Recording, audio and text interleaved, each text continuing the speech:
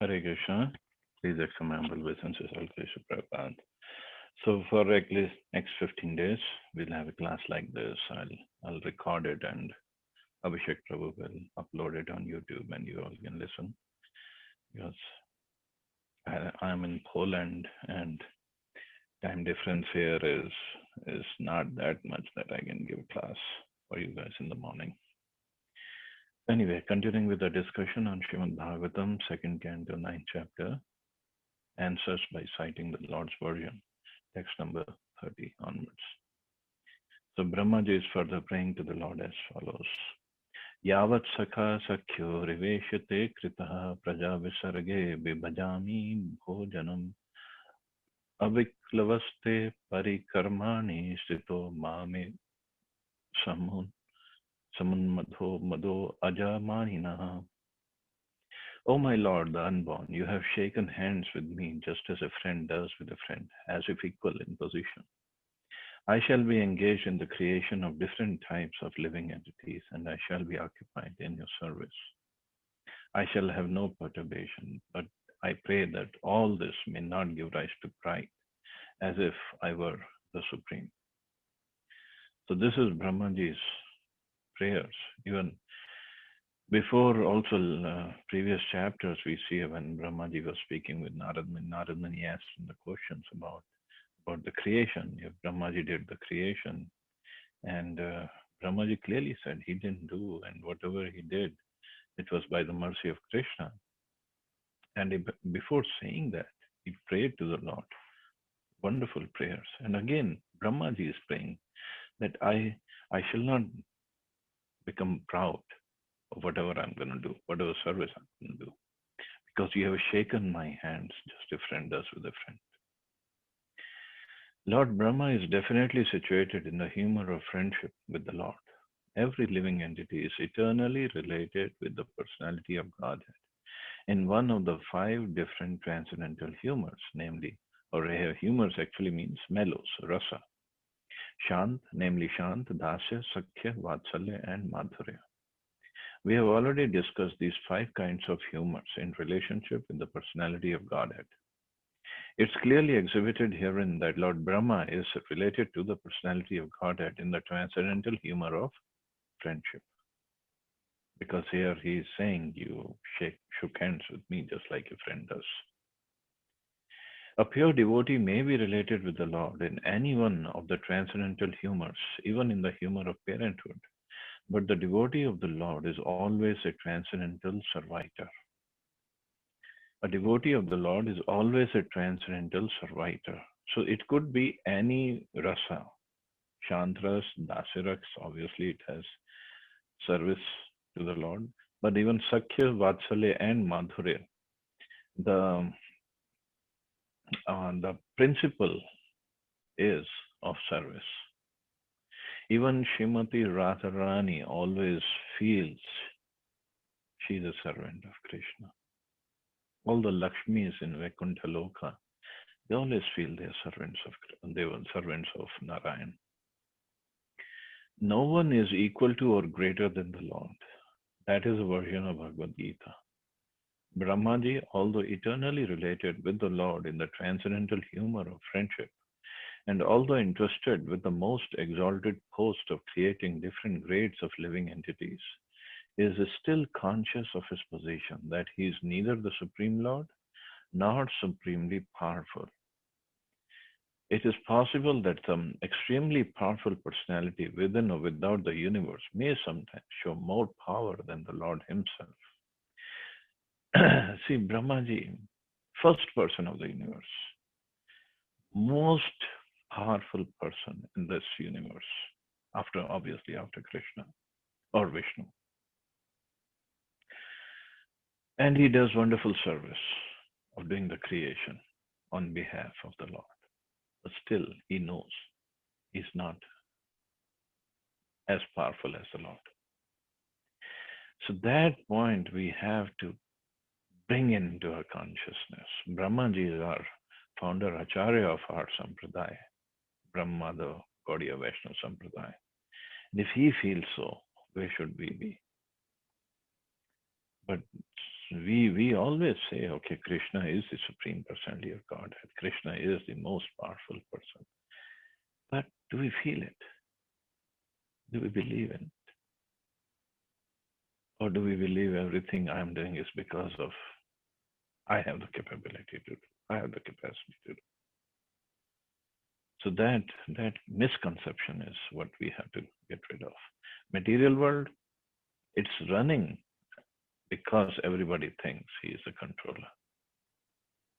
But Krishna time to time shows who's the controller. Just like uh, today or yesterday, in fact, I took the flight from Charlotte to Poland.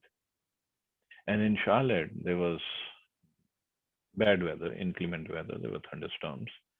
So the flight had to be delayed by more than an hour. And in fact, the pilot, when we all sat down and pilot made the announcement, he apologized. But then he said, we have to be reminded over and over that we are not in control. Because of this rain, thunderstorms, he said we just couldn't take off. There was no way possible. But the problem is we all understand it for a while and then we forget it. Maya takes over, or we let the Maya take over.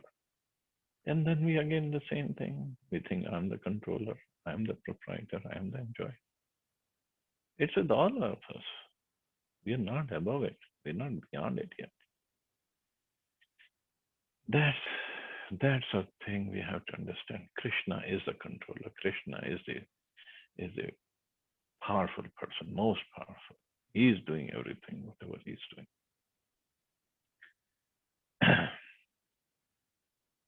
It is possible that some extremely powerful personality within or without the universe may sometimes show more power than the Lord Himself. Still, the pure devotee knows that this power is a vibhuti delegated by the Lord, and such a delegated, powerful living entity is never independent. Shri Hanumanji crossed the Indian Ocean by jumping over the sea, and Lord Shri Ramchandra engaged himself in marching over the bridge. But this does not mean that Hanumanji was more powerful than the Lord. So Hanumanji, of course, he is a pure Ram Bhakta, and he knows, he always acknowledges that whatever powers I have, it's only by the mercy of the Lord. Ravan, on the other hand, he thought he has the powers to do anything, and he had the power to even kill Ram. And he was taught a proper lesson afterwards. But Hanumanji, he showed so much of power, but he always knew, always acknowledged that Ram is the one who's giving me this power. Ram is the one who's the source of this power, and Hanumanji is worshipped all over the universe till today, and forever he will be worshipped. That is that is the right way.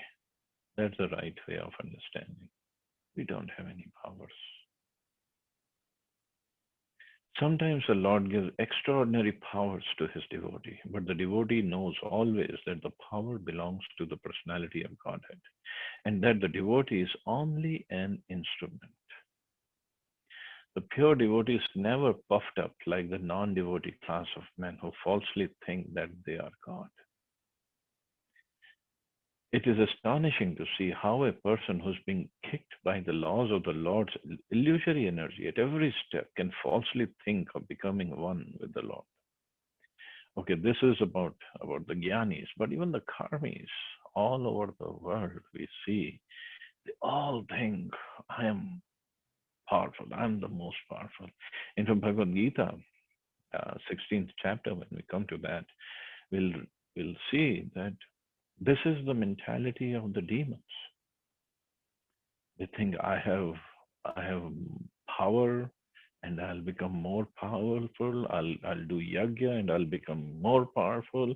I have so much money now, and by my tricks and by my endeavors, I'll collect more money, and then I'll be very powerful, and I'll do some dan and tapasya and this and that just to keep that power. But All that is illusory. Who can keep the power eternally? Who can keep the money eternally? Nobody can. Of course, whatever powers, whatever assets, whatever property we have to understand it's by the mercy of Krishna. We got it. So we should use it in service of Krishna. I'm not saying one should detest the power and the property one has. I'm not saying that. One should use it in service of Krishna. Krishna has mercifully entrusted us with that. So we can use it in service of Krishna. There's not a problem. So it's astonishing to see how a person who's being kicked by the laws of the Lord's illusory energy at every step can falsely think of becoming one with the Lord. And that's another kind of maya. And Prabhupada says such thinking is the last snare of the illusory energy offered to the conditioned soul. That he thinks, I am one with the Lord, I am as powerful as the Lord himself. Another one of our nonsense thoughts. The first illusion that he wants to become Lord of the material world by accumulating wealth and power. But when he is frustrated in that attempt, he wants to be one with the Lord, means he wants to merge in the Lord. Or not just merge. This mentality of Mayavadis is after we become self-realized, we will become God. They don't say we will merge in God. I'll become God. Of course, in the theoretical sense, it's all the same. But merging in the Lord means I will lose my powers. By becoming one with the Lord means, or becoming the Lord Himself means I'll retain my power, or I'll get more powers. That's all Maya. Vaishnava philosophy is I'm a servant of God. Even Srimati Radharani was an epitome of Madhurya Ras, epitome of bhakti, epitome of perfection of devotion service. She always thinks I am the servant of Krishna.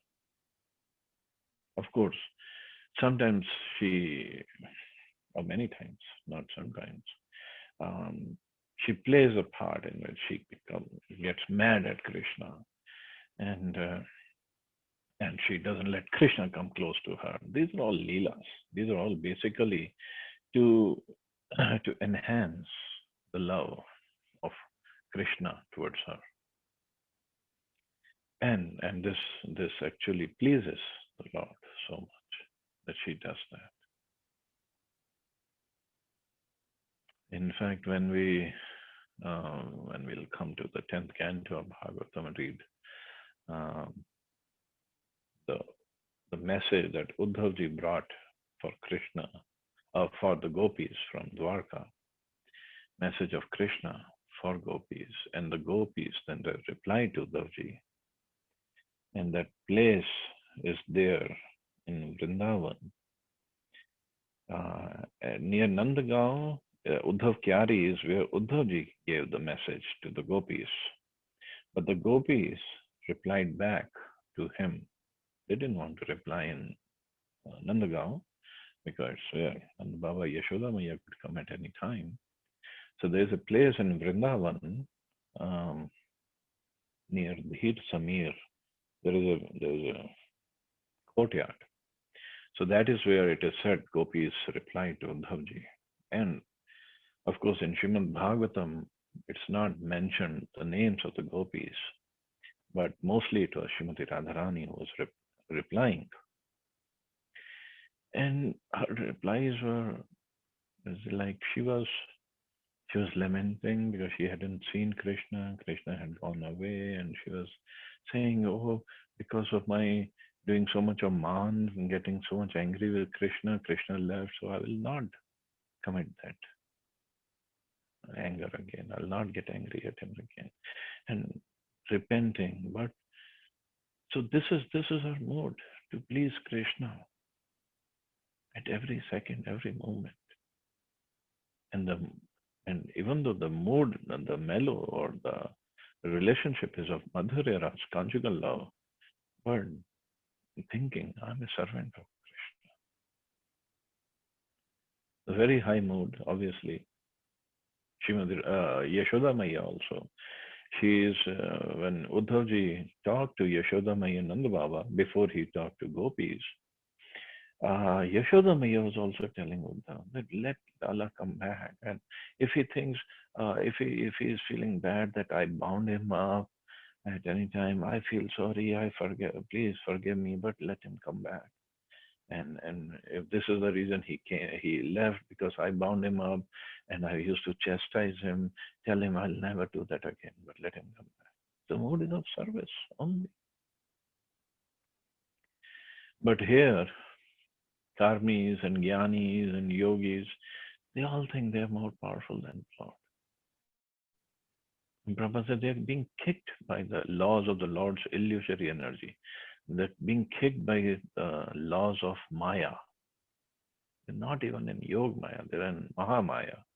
And they think I'm greater than the Lord. It's just like when we play soccer. So the football, when we kick the football goes up in the air and it comes down, and then other player kicks it. And this is how the football goes from one place to another. So if we understand, so the football is us, and the kick is by Maya. So when Maya kicks us, so at that time when the kick is there, it hurts. It hurts really bad. So that time we cry, oh, it's hurting, and this and that. I'll pray, and I'll go to temple, and this and that. But when the football is up in the air, when we are kicked, and after some time we forget the kick, and we are up in the air, I'm thinking, oh, it's so nice up here, and there is no problem in my life, without realizing that the football is coming down and it's going to get kicked again and again and again. So for a while we enjoy in this material world, but ultimately we have to understand we are coming down and we're going to get kicked by Maya again and again. And when we get kicked, we cry for a while, and then again we forget that what mistakes I made and why I got kicked, and I am getting kicked in this material world. But as soon as that momentarily pain is gone, I think, why I'm happy, there's no problem. But this is not the way a devotee thinks. Prabhupada writes, because Lord Brahma is a pure devotee, even though the first dominating deity in the material world, and therefore able to do so many wonderful things, he would never, like the non-devotee with a poor fund of knowledge, have the audacity to think of becoming one with the Lord. People with a poor fund of knowledge should take lessons from Brahma when they're puffed up with the false notion of becoming God. So they should learn from Brahmaji. Factually, Lord Brahma does not create the living entities. So Prabhupada is now coming down to the real creation. In the beginning of creation, he is empowered to give different bodily shapes to the living entities according to their work during the last millennium. So in the beginning of creation, so we can think of it either in the beginning of the whole creation or in the beginning of every day of Brahma when Brahmaji has to do the creation up to the Swargaloka again. So he has to give, he's empowered. So Krishna just chooses the Brahmaji. Brahmaji is a living entity who's qualified to sit on that position. And if Krishna does not find a person, a living entity who is qualified to take up the position of Brahmaji in a given universe, then he takes the position of Brahmaji. Because the process of creation, whole cycle has to go on. Shivji is eternal, so nobody takes the position of Shivji. Shivji is there anyway. But Brahmaji's position is what if he doesn't find a suitable living entity who's pure enough, then he becomes Brahmaji. And Vishnu is always Vishnu anyway. So he's empowered to give different bodily shapes, and these bodily shapes are given according to the living entities during the last work of their work during the last millennium, and it's given the bodily shapes as we have studied before. It's given by the ingredients of this material world, and none of the ingredients are created by Brahmaji. All the ingredients come from Vishnu. It's the Mahatattva we have studied. From Mahatattva, some um, some variation happens, and then it becomes Pradhan. Mahatattva is unmanifested, Pradhan is manifested, and then the three modes of nature, then time and eight elements and whatever, all the things happen. And Brahmaji doesn't do all these things. Brahmaji just takes all the ingredients and makes different bodies, species of life, different 8,400,000 species. And he even doesn't do himself all the species. He creates Prajapatis who further create different species. Brahmaji's duty is just to wake up the living entities from their slumber and to engage them in their proper duty. The different grades of living entities are not created by Brahmaji by his capricious whims, but he is entrusted with the task of giving the living entities different grades of body so that they can work accordingly. And still he is conscious that he is only instrumental, so that he may not think of himself as a supreme personality of Godhead or supreme powerful Lord. So he is very much conscious of this fact that he is only an instrument. Devotees of the Lord are engaged in the specific duty offered by the Lord, and such duties are successfully carried out without hindrance because they are ordained by the Lord. The credit of success goes not to the doer but to the Lord. But persons with a poor fund of knowledge take the credit of success into their own accounts and give nothing to the credit of the Lord. That is a symptom of the non-devotee class of men. So non-devotees, again Prabhupada is saying, they think I'm the doer. Like this is how we also credit somebody for achieving some good post or some good success. Oh, he or she is a self-made person. Rags to riches story, like it's a topmost story in Time magazine or India Today or on the net. Oh, he was nothing, and see how he rose to this success and that success, which is great. Nothing wrong with that. But understanding that success is imparted to that person by the mercy of the Lord. Efforts are required. Without efforts, nothing will happen. But ultimately, it's by the mercy of the Lord. And just acknowledging that, even if the living entity becomes successful, he just acknowledges it. The Lord becomes happy. If he really serves the Lord because of that success, of course, that is bhakti. But if he just acknowledges it's by the mercy of the Lord, I got this, Lord becomes very happy. It's just like a father. He'll be very happy when the son, if he's successful, he says, "Oh, it's by my father's great upbringing, I became like that." If he afterwards takes care of the father and really shares his success with the father, great.